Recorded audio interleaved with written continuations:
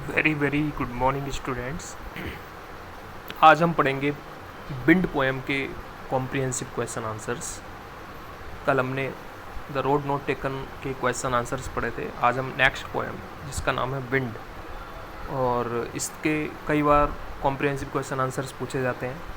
इसमें इसी तरह का जो आपको वो एक क्वेश्चन लिखा हुआ है ऊपर, सबसे ऊपर ये क्वेश्चन आपको पूछा जाता है। जैसे इसमें लिखा हुआ है read the following extracts and answer the questions that follow in 1 or 2 lines.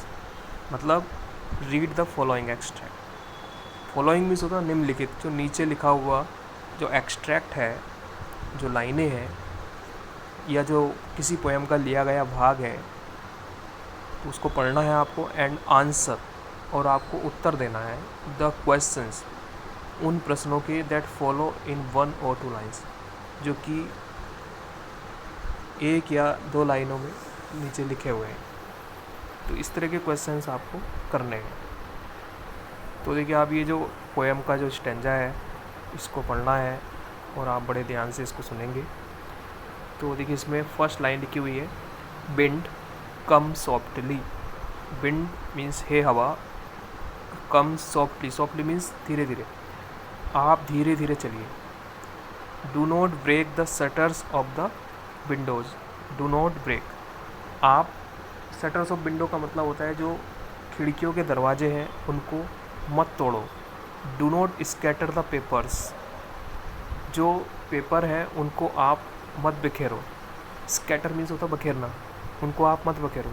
Do not throw down the books on the shelf, और ना ही डू नॉट थ्रो, ना ही फेंको down the books on the shelf, जो किताबें self के ऊपर रखी हुई हैं, मेज के ऊपर रखी हुई हैं या जो अलमारी के ऊपर रखी हुई है, उनको आप मत फेंको।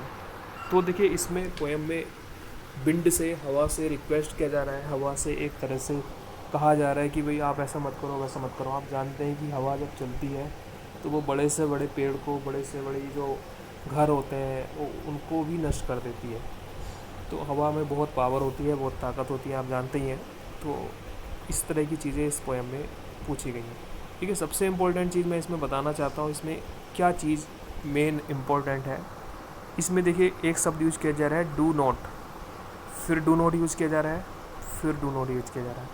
मतलब नीचे की जो 3 लाइनें हैं उनमें हर बार do not do not do not शब्द को यूज़ किया जा रहा है। ऐसा क्यों किया जा रहा है? क्योंकि इसका मतलब रहता है, इसको हम तब यूज़ करते हैं जब हम किसी काम को मना करने के लिए कहते हैं। अगर किसी काम को हम किसी से मना करने के लिए कहते हैं तो हम इस शब्द को यूज़ करते हैं, डू नॉट को यूज़ करते हैं। Do not break, do not scatter, do not throw. तो ऐसा हम क्यों करते हैं, तो इसके बारे में हम नीचे आगे बात करेंगे। ये एक पोएटिक डिवाइस होती है, एक ऐसी युक्ति होती है, एक ऐसा नियम होता है जिसमें पोएट इसको स्पेशली तब यूज़ करता है जब हम स्ट्रोंगली किसी से मना करने के लिए करते हैं। जैसे मैं आपको एक एग्जांपल देके बताता हूँ, ठीक है ना। बाहर मत जाओ, एक बार हो गया, लेकिन किसी ने यूज़ किया बाहर मत जाओ, बाहर मत जाओ, बाहर मत जाओ। मतलब कई बार वो यूज़ कर रहा है उसको। बाहर मत जाओ, थोड़ी देर बाद फिर बाहर मत जाओ, फिर उसके बाद फिर थोड़ी देर बाद फिर बाहर मत जाओ, बाहर मत जाओ। मतलब कोई आदमी अगर ऐसा बोलना चाह रहा है तो क्या मतलब होगा उसका मतलब ये है कि बाहर बहुत बड़ा खतरा हो सकता है और इसलिए बाहर नहीं जाना चाहिए। मतलब इसका मतलब यही हुआ ना, किसी चीज़ को बार बार यूज़ करने का मतलब यही होता है। तो यहाँ पे भी इसका बिल्कुल यही मतलब है। तो आप बड़े ध्यान से इसको सुनेंगे। और इसको बोलते हैं एनापोरा। एक डिवाइस होती है, एक नियम होता है जिसमें एनापोरा होता है। तब हम ऐसे शब्दों को यूज़ करते हैं जब हम किसी चीज़ को मना करने के लिए करते हैं। आगे जो ये देखिए, ये पार्ट है, इसको आप कुछ नहीं करेंगे, इसको बिल्कुल छोड़ देंगे, इसको नहीं करेंगे आप लोग। आगे इसके जो क्वेश्चंस हैं उसके बारे में बात करते हैं। How does a violent wind disturb and damage things. How means कैसे अ वॉयलेंट विंड, एक जो हिंसक हवा होती है या तेज़ हवा होती है, डिस्टर्ब, वो किस प्रकार से डिस्टर्ब कर देती है एंड डैमेज कर देती है और नष्ट कर देती है वस्तुओं को। वस्तुओं को कैसे नष्ट कर देती है, जो हवा होती है वो वस्तुओं को कैसे नष्ट कर देती है, ये सब बताना है। तो देखिए, इसका आंसर हो जाएगा violent wind breaks the windows shutters and scatters the papers. ये जैसा कि ऊपर लिखा हुआ है, क्या कर देती है वो, break the shutters of the window, क्योंकि वो जो खिड़कियाँ होती हैं उनकी दरवाज़ों को तोड़ देती है और साथ में स्कैटर द पेपर और पेपरों को बिखेर देती है। ये आंसर इसका हो जाएगा आपका। तो आंसर हो जाएगा a violent wind breaks the window shutters and scatters the papers. एक जो हवा होती है, एक हिंसक हवा होती है, ब्रेक्स द विंडो, वो खिड़कियों को तोड़ देती है, शटर्स उसके शटर को तोड़ देती है, एंड स्कैटर और बिखेर देती है, पेपर्स मीन्स पेपरों को। ये इसका आंसर हो जाएगा। नेक्स्ट क्वेश्चन है what request does the poet make to the wind. What request, what means क्या, रिक्वेस्ट मीन्स होता है निवेदन, क्या निवेदन करता है does the poet make to the wind, कवि हवा से क्या निवेदन करता है। The poet request the wind to blow gently, वो उससे रिक्वेस्ट करता है, वो उससे निवेदन करता है टू ब्लो जेंटली।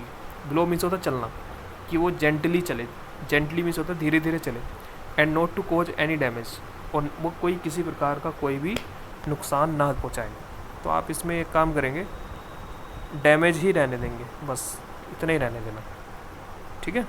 तो किसी प्रकार का कोई नुकसान ना करें। देखिए ये इंपॉर्टेंट क्वेश्चन है, question number 3, which poetic device has been used in these lines. इन लाइनों में किस प्रकार की पोएटिक डिवाइस का प्रयोग किया गया है। तो देखिए इसमें डू नोट, जैसे मैं अभी ऊपर बात कर रहा था, तो इसको ही हम यूज़ कर रहे हैं। तो इस चीज़ को बोलते हैं the poetic device used in these lines is anaphora. Anaphora को हमने इसमें यूज किया है। एनाफोरा क्या होता है, क्योंकि इसमें डू नोट को हम कई बार रिपीट करते हैं, ठीक है। इसमें डू नोट को हम कई बार यूज कर रहे हैं, कई बार इसका प्रयोग कर रहे हैं, इसलिए इसको एनाफोरा बोलते हैं। एनाफोरा एक ऐसी चीज़ होती है जहाँ पे डू नोट कई बार यूज किया जाता है, तो उसको एनाफोरा बोलते हैं। नेक्स्ट है what effect does this device show. तो ये जो डिवाइस है, ये जो नियम है, इस नियम का, इस युक्ति का क्या इफेक्ट है, क्या प्रभाव है, ये बताना है। तो आंसर हो जाएगा this device show poet's strong urge to wind to be gentle and kind.